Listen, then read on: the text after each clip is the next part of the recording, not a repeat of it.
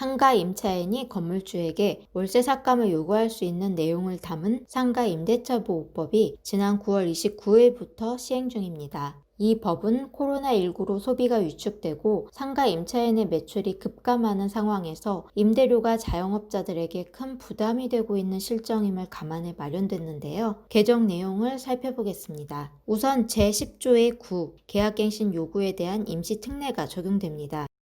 9월 29일부터 6개월까지의 기간 동안 연체한 차임액은 차임 연체액으로 보지 않습니다. 즉, 차임을 연체하더라도 이를 계약 해지 사유로 인정하지 않는다는 의미입니다. 기존 상가임대차법에서는 3기에 달하는 임대료 연체가 임대계약 해지, 계약갱신 거절 등의 사유가 된다고 인정하고 있는데요. 이에 반하는 매우 파격적인 조치입니다. 물론 이 6개월이 지난 후 3기의 월세를 연체했다면 건물주는 계약갱신을 거절할 수 있습니다. 그리고 11조 차임 등의 증감 청구권 사유에서는 제1급 감염병 등에 의한 경제사정의 변동을 명시했습니다. 이에 따라 코로나19로 인한 영업 어려움을 겪고 있는 임차인이 건물주에게 월세를 삭감해달라고 요구할 수 있게 됐습니다. 건물주가 임차인의 월세 삭감 요구를 무조건 수용할 필요는 없습니다. 이 요구를 거부할 수도 있는데요. 감액 요구를 받아들이지 않을 경우 임차인은 소송을 걸 수 있습니다.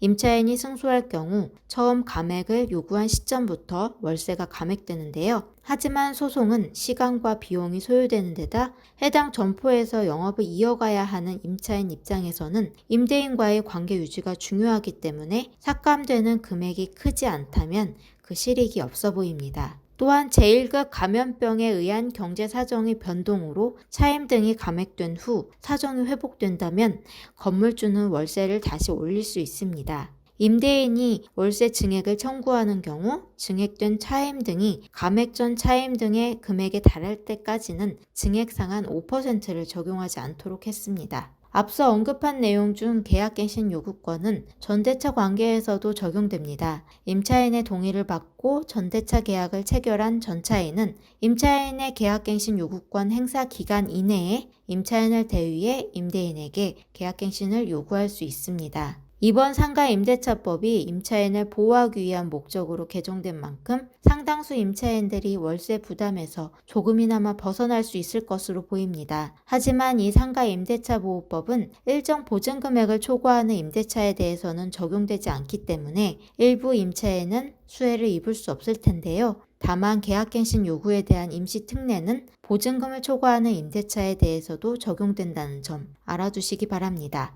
상가 임차인들은 한숨을 돌린 반면 건물주들은 월세 관리에 빨간등이 켜졌습니다. 보통의 건물주들은 대출을 끼고 건물을 매수한 후 월세를 받아서 대출 이자를 갚는 경우가 많은데요. 월세가 6개월 이상 장기 연체될 경우 대출 이자를 갚는데 문제가 발생할 수도 있습니다. 자금 흐름에 문제가 불거지면서 시장에 매물로 나오는 건물도 늘어날 것으로 예상됩니다.